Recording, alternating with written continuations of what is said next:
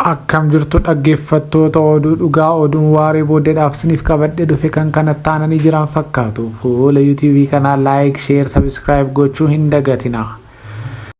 Mata duree oduu. Shawaa Kawaatti haleellaa raawwatameen namoonni 3 ajjeefaman.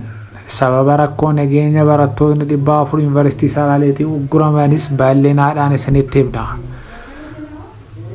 Itoophiyaan imaammata gatii sharafa alaa gabaa jiruun akka murtaa'u labsuun hojiirra oolchitee jirti. Bal'ina oduutti yeroo dabarru adoolessa 29 akka lakkoofsa warra Awurooppaatti bara 2024 baankiin biyyoolessa Itoophiyaa fooyya'insa sirna bulchiinsa sharafa alaa haaraa adoolessa 29 2024 irraa eegalee hojiirra ooluu taasisuu beeksise.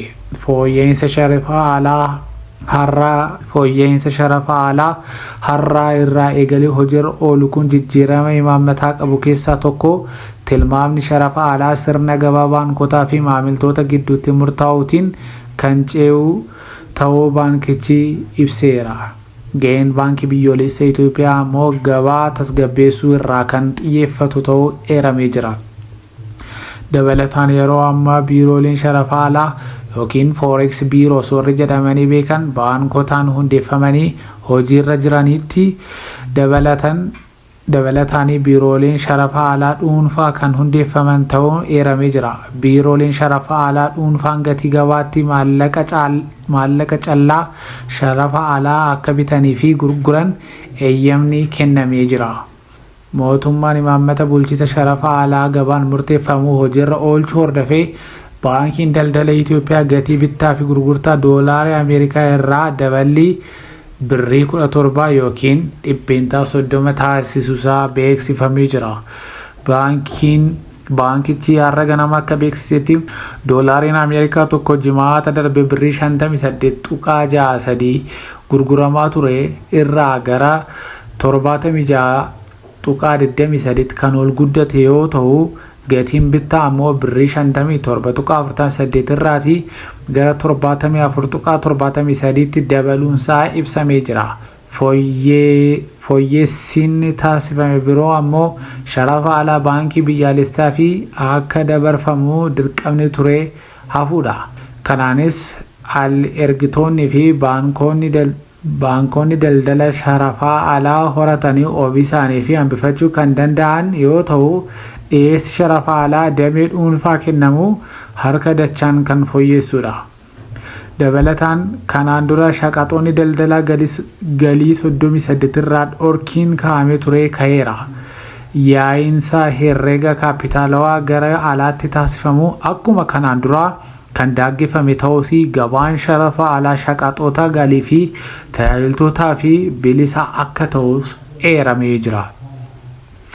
Lammiileen Itoophiyaa biyya keessa jiraatan maallaqni karaa tajaajila hawaalaa ergamanii miindaan sharafa alaa kaffalamuu fi galiin yookiin kiraa fi galiiwwan biroof akkaawuntii sharafa alaa akka banatan akkasumas herreegni kanneen fayyadamuu tajaajila kaffaltii alaa akka raawwatan eeyyamamee jira. Kana malees dhaabbileen zoonii dinagdee addaa keessatti hojjetanii galii sharafa alaa guutummaatti qabaachuu dabalatanii mirga fayyadamuu sharafa alaa addaa kennameefii jira. Dabalataan miindaan dabalamuufis akka yaadames dubbatamee jira. Fooyyinsi sirna bulchiinsa sharafa alaa irratti taasifame qaala'insa jireenyaa fiduu akka malu kan eere baankichi lammiileen galii gadi aanaa argatanii dhiibbaa ga'uu malu salphisuudhaa fi mootummaan tarkaanfii garaagaraa fudhachuuf karoorfachuusaa beeksisee jira. Tarkaanfiin kanneen keessaas dhaabbileen miindaa hojjettoota mootummaadhaaf heerameera. Madda maallaqa jiruu fayyadamuu fi hanqina baajata mootummaa haala hin ammeessineen hojjettoota mootummaa fi miindaan deeggarsaa qaala'insa jireenyaa taasisuuf akka yaadames eeramee jira. Kana malees mootummaan gatii shaqaxootaa bu'uura alaarratti galanii yeroof deeggarsa taasisuu murteessuun isaa eeramee jira.